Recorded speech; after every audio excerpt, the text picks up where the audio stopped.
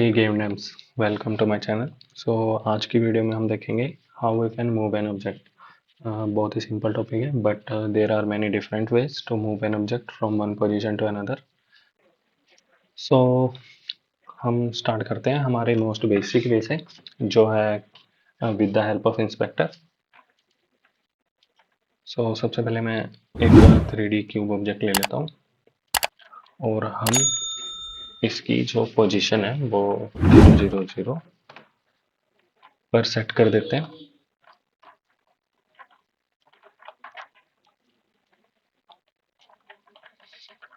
अब सपोज हमें अपनी पोजीशन चेंज करनी है एक्स एक्सिस पर। हमें ट्रांसफॉर्म कंपोनेंट में अपनी एक्स एक्सिस को चेंज कर सकते हैं।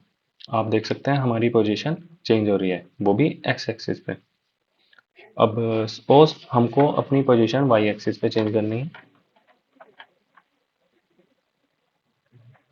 आप देख सकते हैं हम अपनी पोजीशन वाई एक्सिस पर चेंज कर पा रहे हैं। इसी तरह जेड एक्सिस सेम एज। अब हम यहाँ पर डायरेक्टली पोजीशंस भी सेट कर सकते हैं। सपोज 1 1, तो जो हमारा ऑब्जेक्ट है उसकी पोजीशन 1 1 पर एक्स एक्स और वाई 1 1 पोजीशन पर सेट हो चुकी है। और अब हम चलते हैं अपने नेक्स्ट वे की तरफ। सो मैंने स्क्रिप्ट पहले ही बना ली है, मैंने जिसका नाम रखा है मूवमेंट। तो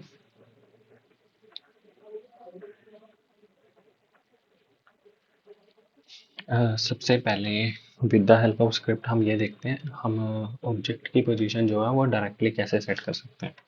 तो उसके लिए हम ट्रांसफॉर्म पोजीशन वेक्टर 3, सपोज हमको 4 एक्स एक्सिस पे 4, वाई एक्सिस पे 4 और जेड एक्सिस पे 4 पोजीशन सेट करनी है हमारे ऑब्जेक्ट की। तो आप देख सकते हैं हमारी जो एक्स पे पोजीशन है 1 है, वाई पे 1 है और जेड पे 0 है। ओके, और जब हम इसको रन करेंगे तो आप देखना हमारी पोजीशन चेंज होगी, वो भी डायरेक्टली।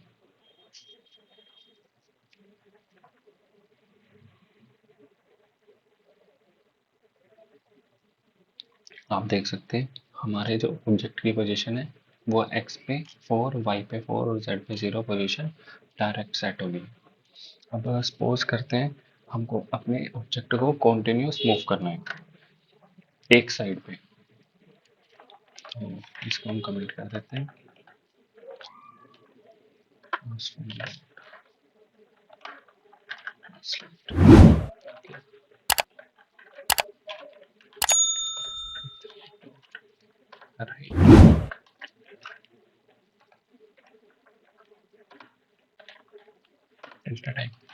अब सपोज करते हैं हमने अपने ऑब्जेक्ट को राइट साइड को मूव करना है कॉन्टिन्यूसली, ठीक है।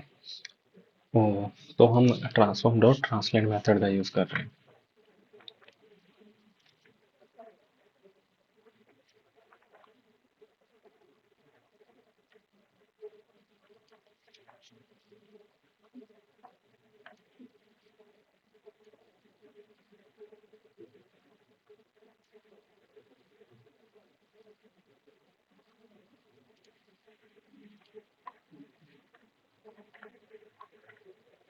आप देख सकते हैं हमारा ऑब्जेक्ट कॉन्टिन्यूसली मूव कर रहा है, ओके, एक्स एक्सिस पे।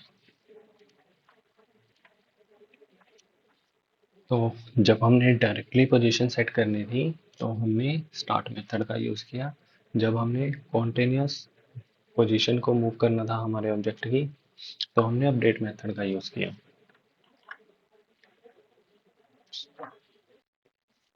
और अब हमारा जो नेक्स्ट वे है,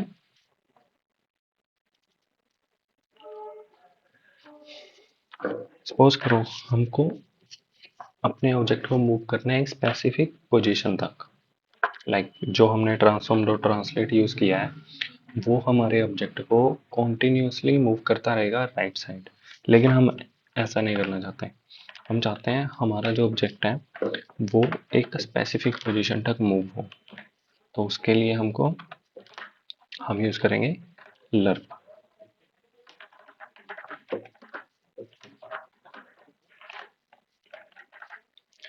लर्प के अंदर हमको 3 पैरामीटर्स भेजने होते हैं। पहला स्टार्टिंग पोजीशन, दूसरा end position, third interpolation factor. So हमारी स्टार्टिंग पोजीशन,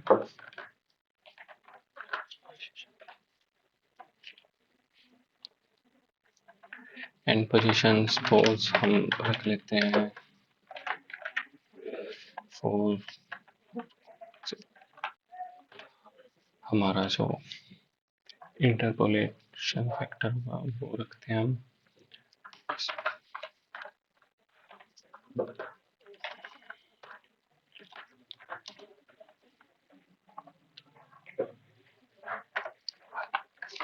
ओके।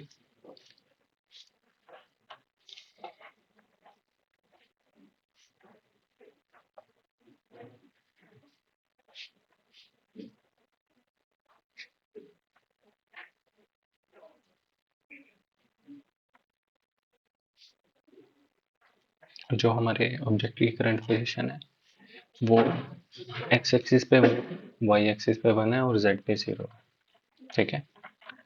और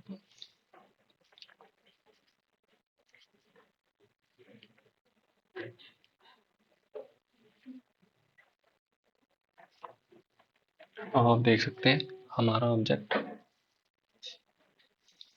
मूव हो चुका है 4 4 तक। इस मेथड में हमारी जो टारगेट पोजीशन है वो पूरी अचीव नहीं होती, तो हमें क्लैम्प्ड करना पड़ता है वैल्यू को at the end with the help of threshold. Like हम एक थ्रेशोल्ड चेक करते हैं कि वो इतनी पोजीशन तक पहुंच चुका है, तो उसके बाद हम डायरेक्ट उसको पोजीशन अपनी पास कर देते हैं कि हमारा ऑब्जेक्ट हमारी टारगेट पोजीशन पे पहुंच चुका है। अब हमारे पास दो मेथड थे, एक था ट्रांसफॉर्म डॉट ट्रांसलेट, सेकेंड था with the help of learn.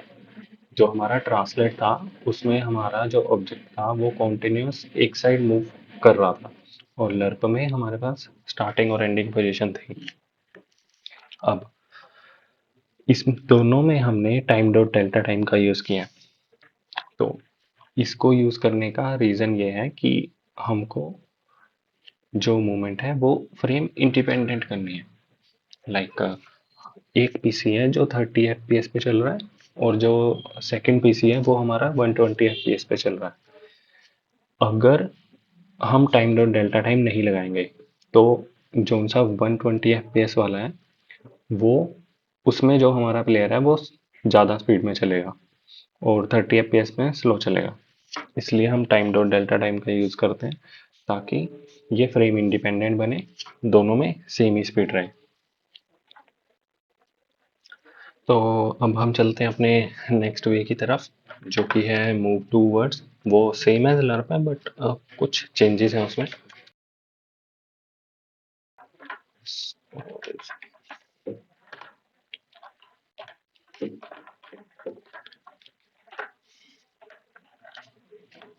आप इसमें भी देख सकते हैं कि हमारे पास हमको एक करंट पोजीशन देनी है, टारगेट पोजीशन देनी है, और एक मैक्स डिस्टेंस डेल्टा देना है। तो करंट पोजीशन मतलब जहां हमारा करंटली ऑब्जेक्ट है और हमें कहाँ तक जाना है वो एक टारगेट पोजीशन होगी, और मैक्स डिस्टेंस डेल्टा मीन्स हमारा जो ऑब्जेक्ट है वो एक फ्रेम में कितना मूव कर सकता है, हम उसे ये देंगे। तो सपोज करो हम अपने प्रोजेक्ट की करंट पोजीशन दे देते हैं। टारगेट पोजीशन हम सेम एज जैसे हमने पहले दी थी 0, ओके। और अब time dot delta time, sorry delta time, okay. अब मूव टू वर्ड्स में और लर्प में क्या डिफरेंस है? जो लर्प है उसमें जो हमारा ऑब्जेक्ट है तो वो मूव एक कांस्टेंट स्पीड में नहीं होता, लेकिन जो मूव टूवर्ड्स है उसके अंदर हमारा जो ऑब्जेक्ट है वो कॉन्स्टेंटली मूव होता है, एक ही स्पीड में मूव होगा स्टार्टिंग पोजीशन से एंडिंग पोजीशन तक।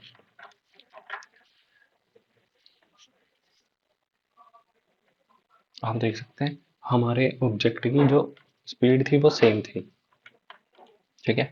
और एक और चीज, जब हमने लर्प यूज किया था तो आपने देखा होगा हमारी जो पोजीशन थी एट द एंड लर्प में 3.9 समथिंग थी, एक्स में भी और वाई में भी, लेकिन मूव टूवर्ड्स में हमारी जो पोजीशन है वो एग्जैक्ट एट द एंड पहुंची है। तो ये डिफरेंस है हमारा मूव टूवर्ड्स और लर्प में।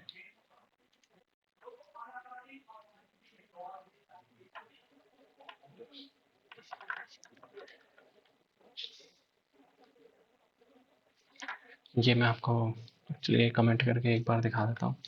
कमेंट करना रह गया।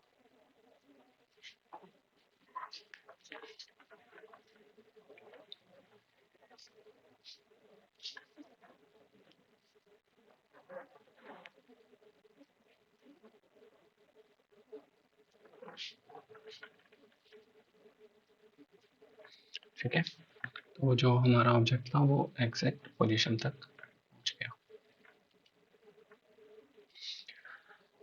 तो हम चलते हैं अपने नेक्स्ट वे की तरफ, फिजिक्स बेस्ड मूवमेंट। तो हम फिजिक्स बेस्ड मूवमेंट करेंगे फिक्स्ड ऑब्जेक्ट के अंदर।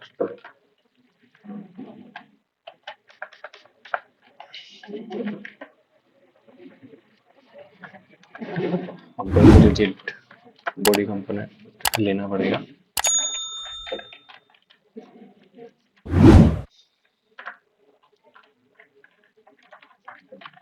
Linear velocity vector 3 dot rights, और हमको अपनी जो फिजिक्स बेस्ड मूवमेंट है वो राइट साइड को लगानी है, मतलब हमने अपने ऑब्जेक्ट को राइट साइड को मूव करना है 5 की स्पीड से या 2 की स्पीड से।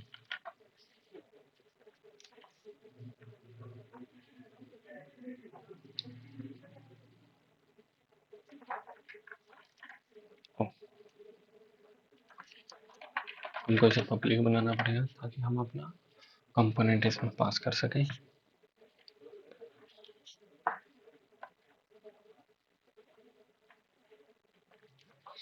हम एक कंपोनेंट लेंगे,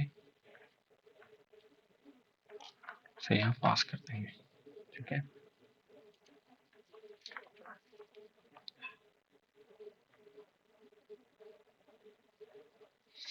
अब आप देख सकते हैं हमारा ऑब्जेक्ट फिजिकली मूव कर रहा है, ओके। तो ये वे था हमारा फिजिक्स बेस्ड मूवमेंट के लिए। सो इस वीडियो में हमने देखा कि हम अपने ऑब्जेक्ट को किस तरह से मूव कर सकते हैं एक पोजीशन से दूसरी पोजीशन तक, लाइक सो हमने इसमें डायरेक्ट पोजीशन सेटअप करना सीखा, ट्रांसफॉर्म डॉट ट्रांसलेट मेथड का यूज़ करा, लर्प मेथड का यूज़ करा, मूव टू वर्ड्स मेथड का यूज़ करा और फिजिक्स बेस्ड मूवमेंट करिए। और हम नेक्स्ट वीडियोस में और चीज़ों को एक्सप्लेन करेंगे वन बाय वन छोटे छोटे मेथड्स की हेल्प से। Please like and subscribe. If I have done any mistake please let me know in comment section, so that I can improve myself for next videos. So thank you guys, thanks for watching.